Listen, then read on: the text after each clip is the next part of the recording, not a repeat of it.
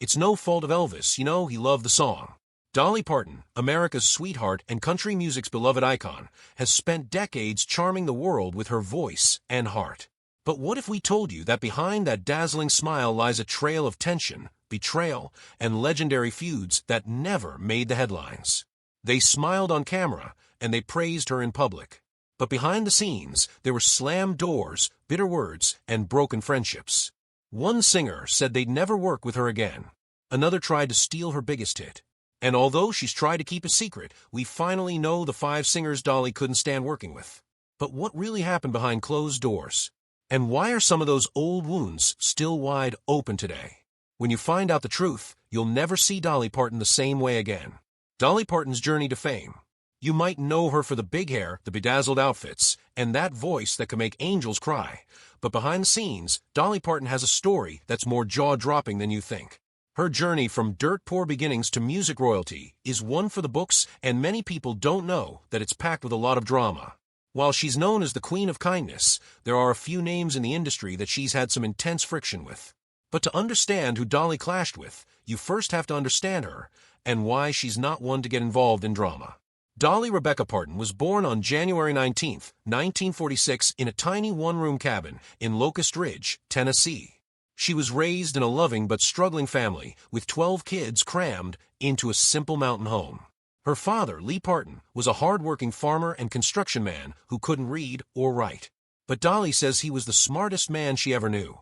Her mother, Eileen, had 12 children before she turned 35.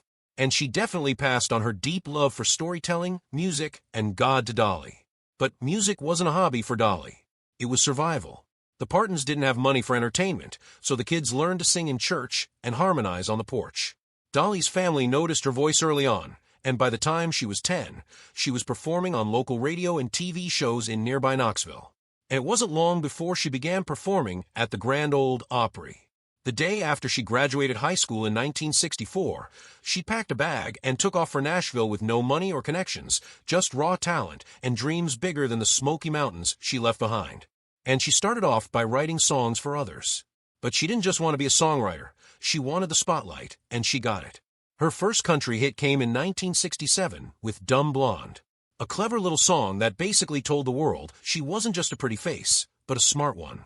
But how did she go from a Nashville newbie to a global icon? Well, it all began when she joined the Porter Wagoner Show in 1967, and everything changed. Millions saw her on TV every week. Her duets with Porter were instant hits. People loved their chemistry, their harmonies, and Dolly's magnetic personality. And by the early 70s, she launched her solo career, and no one could stop her.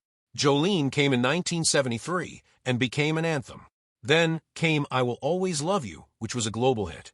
And in case you're wondering, yes, Whitney Houston's version came much later and turned it into one of the biggest songs of all time, but Dolly still owns the rights.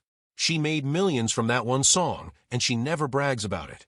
By the 1980s, Dolly was everywhere in movies, music, merch, you name it. She starred in 9 to 5 alongside Jane Fonda and Lily Tomlin, and proved she wasn't just a singer, she could act too. Then came Dollywood, her very own theme park, which opened in 1986 in Pigeon Forge, Tennessee. While other stars were buying yachts, Dolly built a family amusement park in her hometown to boost the local economy. But don't let the kindness fool you, because Dolly's one of the smartest business women in showbiz. She's written over thousands of songs, earned multiple Grammys and Lifetime Achievement Awards, and has been inducted into the Rock and Roll Hall of Fame, which is not bad for a girl who had no running water growing up. But that's not all. She's also given away millions of books through her Imagination Library, a project that makes sure kids have access to books no matter where they live. Over the years, Dolly has built this image of being sweet, humble, and above the drama. But even a Southern angel has her limits. And over the decades, a few names have popped up again and again, people she clashed with, people who underestimated her, people who thought they could control her, or take credit for her shine. And of course, Dolly remembers. She may smile through it. But behind the scenes, there have been feuds, tension, and hurt feelings she's never forgotten. And one of the earliest and perhaps most complicated was with a man who helped launch her career, then tried to own it. And you won't believe how this professional partnership turned into one of the messiest splits in country music. Dolly Parton versus Porter Wagoner. Before Dolly was a global icon, Porter Wagoner was already a huge name in country music. He made a name for himself with a charm and a voice that could cut through any heart. He wasn't just a singer. He was a full-on showman. And by the 1960s, he had his own TV show called The Porter Wagoner Show, one of the biggest syndicated country music shows in America. His stage presence was flashy. But behind the scenes, he was sharp, business-minded, and deeply traditional. He knew what sold, and he saw something special in Dolly Parton. When Dolly Parton joined Porter's show, replacing his previous female vocalist, Norma Jean, for fans who adored Norma, the swap wasn't welcome at first. People booed Dolly on stage. Some even wrote her angry letters. But Porter insisted on keeping her. And Dolly, she stayed gracious, calm, and determined because she had a point to prove. And it didn't take long for the two to become a hit duo. Their harmonies were electric, and their chemistry was pure gold. Together, they scored over a dozen top 10 hits, songs, and on camera, they looked like the perfect team. But behind the smiles, tension was brewing. Here's the thing. Porter Wagoner didn't just want to sing with Dolly. He reportedly wanted to control her career. He managed her appearances, decided what songs they'd record, and had the final say on most business decisions. But Dolly wasn't just a singer with a pretty face. She was a songwriter, a thinker, and a woman with her own vision. She had ambition that stretched far beyond duet records and guest spots on TV. She played along for years. But the more famous she became, the more she wanted to stand on her own. Soon she was getting frustrated, and she began writing songs that didn't fit the Porter and Dolly mold. She wanted creative freedom, and more importantly, control over her own voice. She later confessed that Porter had a hard time thinking of her as his equal. In the beginning, he had given her a platform. But years later, that same platform had become a cage. Still, she didn't leave right away. She knew she owed him a lot. But by 1973, the tension was unbearable. And in 1974, she left the Porter Wagoner Show. To the public, it looked amicable. But behind closed doors, that was just the beginning. 5 years after she walked away, Porter came back swinging with lawyers. In 1979, he sued Dolly for $3 million, claiming that she'd broken their contract. He said she owed him for management fees, show expenses, and a cut of her income since leaving the show. Dolly was stunned. She had always seen Porter as a mentor, even if they didn't part on great terms. This lawsuit felt like betrayal, and for a while it got ugly. There were public statements, press coverage, and industry whispers, but Dolly didn't drag him through the mud. Instead, she quietly settled the case out of court. She later spoke about how she didn't want to fight, but just wanted to be free instead. The whole situation took a toll on Dolly emotionally. Porter had meant something to her, and he had been there at the beginning. They'd made history together, and yet he couldn't let her go without a fight. She once said in an interview, "When I was trying to leave the show, I had told Porter I'd stay 5 years. It had been 5, and it was 6, and it was 7. He was just having a really hard time because it was going to mess up his show. We were very bound and tied together in so many emotional ways, and he just would not hear it." That statement said it all. Their feud wasn't just about money. It was much deeper than that. And this revealed an ugly part of Porter that Dolly had never seen before. And this reportedly hurt her so much. But the good part is that time, as always, changes things. By the late 1980s, after years of being on bad terms, Porter and Dolly had started talking again. In 2002, Dolly did something that surprised a lot of people. She inducted Porter Wagoner into the Country Music Hall of Fame. On stage, she told the audience how much he meant to her, even through their tough times. And when Porter was hospitalized in 2007 with lung cancer, Dolly reportedly visited him. Just weeks later, Porter passed away. Dolly was devastated. She held a tribute concert at Dollywood. Not for the public, not for the headlines, but for the man who helped launch her dreams, even if he tried to hold them back. This experience with Porter is definitely one of the most complex chapters in Dolly's career, and one that shaped her in ways few people realize. But this next person on Dolly's list said something that shocked not just Dolly, but the entire world. Dolly Parton versus Linda Ronstadt. They were the dream team. 3 powerhouse women in country music. Dolly Parton, Linda Ronstadt, and Emmylou Harris, who came together to collaborate on the legendary album Trio. Their voices blended perfectly, producing hits that still give us chills. But behind the scenes, it wasn't all sunshine and sing-alongs, especially between Dolly and Linda. And what started as a musical sisterhood nearly unraveled into a full-blown feud back in the mid-1970s. Dolly, Linda, and Emmylou were already stars in their own right. They admired each other's work and dreamed of collaborating. But with conflicting schedules and record label politics, their plans kept getting delayed. It wasn't until 1987 that their first album, titled Trio, finally dropped. The album was a smash. It went platinum, topped the country charts, and even snagged a Grammy. But while the music was harmonious, the recording sessions were anything but that. Dolly, known for her quick work ethic, preferred to nail songs in 1 or 2 takes. Linda, on the other hand, was a perfectionist, often spending hours to get a single vocal just right. Emmylou was the mediator trying to keep the peace. Dolly once revealed that working with Linda was like dealing with a diva who loves to live in the studio and work so slowly. She even spoke about wanting to yell at Linda countless times. It got so bad that it became clear to everyone that their working styles clashed and tensions were simmering beneath the surface. Despite the challenges, the trio attempted a second album in 1994. They recorded Trio, but label disputes and scheduling conflicts delayed its release.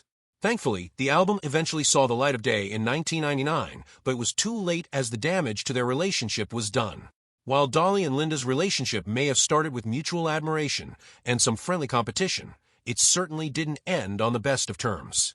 In fact, Linda was quite vocal about her frustrations with Dolly's unreliability when it came to the project. Linda once slammed Dolly in an interview, stating that she was hard to rely on during the recording sessions.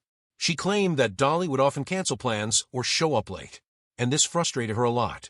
In fact, she once said that Dolly was never on time and that she was always a little flaky. But it wasn't just about being tardy. Linda made it clear that she felt Dolly didn't fully respect the process or commitment needed to complete the project. Linda felt like Dolly was more concerned with her solo career than the group effort, and it left a bitter taste between them. That tension between the two was enough to cause some serious friction.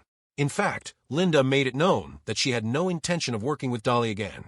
Linda confessed that she felt that Dolly's lack of professionalism had spoiled what was supposed to be a joyful collaboration. Of course, time heals some wounds because years later, despite all the bad blood, Linda and Dolly would show signs of reconciling. But it wasn't without its moments of awkwardness. It's clear that both women probably still held a grudge. And while they aren't openly hostile towards each other, they don't exactly make an effort to rekindle their friendship. So, while the trio legacy lived on and fans celebrated their historic collaboration, Linda's words still echoed in Dolly's ears, leaving a bad taste in her mouth. Elvis Presley. When you think of Elvis Presley, you think of the king of rock and roll, a cultural icon who changed the face of music forever. And then there's Dolly Parton, the country queen whose songwriting skills have made her a legend. But despite their legendary status in the music world, there was one moment in history when the two musical giants almost crossed paths. But they didn't due to a serious tension involving one iconic song. It all began with Dolly's iconic ballad, I Will Always Love You.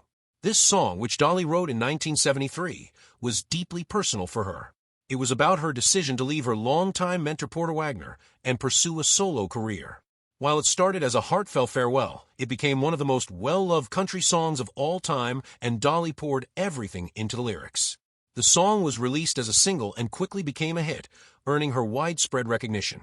But what she didn't know at the time was that Elvis Presley's team had their eyes on the song, too. The king himself wanted to cover it, and his team was already making moves to make it happen.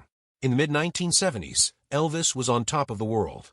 He had a reputation for taking other artists' songs and making them his own. So when he expressed interest in I Will Always Love You, Dolly was understandably flattered. However, there was a serious problem. You see, Elvis's manager, Colonel Tom Parker, had a reputation for demanding outrageous deals when it came to songs for Elvis to record. And Dolly, who was just starting to make a name for herself as a songwriter, was not willing to bend. Colonel Parker wanted to take at least 50% of the royalties for any song Elvis recorded. And this was something Dolly couldn't accept. It wasn't just about the money. It was about respect for her craft. Dolly knew the value of her work, and she wasn't about to let someone take advantage of it. And so, she turned Presley down. She told his manager, "This is the most important copyright in my whole publishing company, and I can't do that." Dolly has often shared that she felt very hurt about the deal Elvis's team presented to her. Although she admired him as an artist, this deal felt like a trap, one that was done intentionally to exploit her, and this made her feel bad. Dolly later revealed that Elvis was very upset by her refusal. According to her, Elvis had loved the song and really wanted to record it. She felt bad for him, but knew that if she gave in, it would set a precedent for other artists and managers to take advantage of her in the future. The tension between Dolly and Elvis wasn't just about a song. It was deeply personal.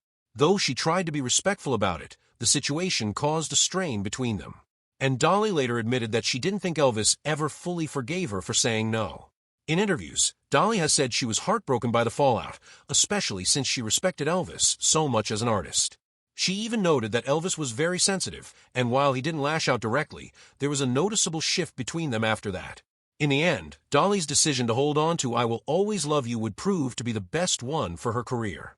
Eventually, Whitney Houston covered the song and turned it into one of the most successful songs of all time. The success of Houston's version brought the song to a whole new generation, and it made Dolly millions in royalties. But despite the tension with Elvis, Dolly never regretted her decision. She has said that she felt good about standing up for herself, even if it meant going against one of the biggest stars of her time.